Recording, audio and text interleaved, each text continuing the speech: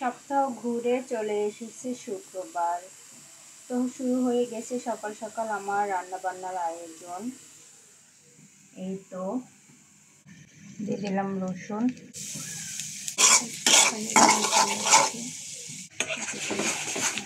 কষানো হয়ে যাচ্ছে। মশলা কষানো হয়ে গেলে মাছ দিয়ে দিচ্ছি। এই তো আসলে আজকে আমার শরীরটা সকাল থেকে খুবই খারাপ, সকাল থেকে না, রাত থেকে খুবই খারাপ।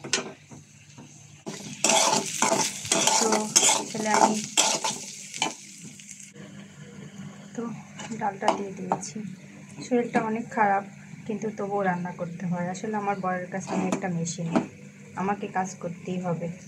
আর বেবিরা অনেক ছোট, ওরা আসলে বোঝে না। যেটা বলছিলাম, শরীর খারাপ থাকলেও আসলে কাজ করতে হয়, রান্না করতে হয়।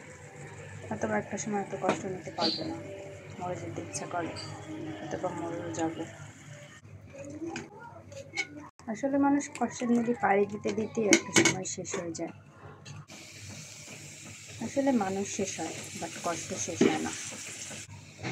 কেউ কেউ বলে দুঃখ কষ্টের মাঝেই বেঁচে থাকা। আসলে কি সেটাকে বেঁচে থাকা বলে? আমার তো মনে হয় না।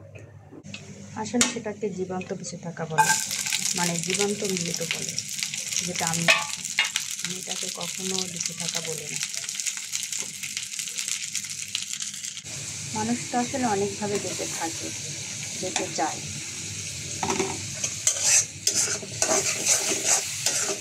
মানুষ তো রাতটাও বেঁচে থাকে, তাই না? তো যাই হোক, খালি বক বক আর বক বক।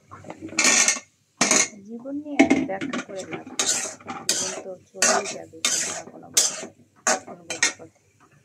বহমান বলতেই থাকবে।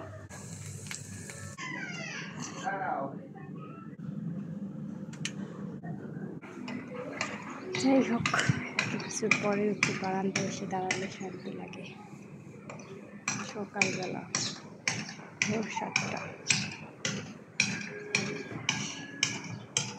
সারা রাত বৃষ্টি হয়েছে, সকালে রোদ।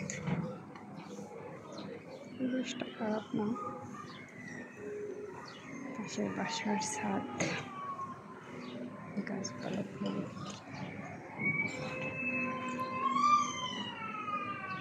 আকাশটা মেঘলা।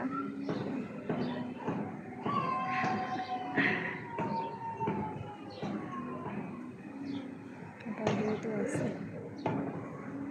Thank you so much. আল্লাহ হাফেজ, টেক কেয়ার, বাই বাই।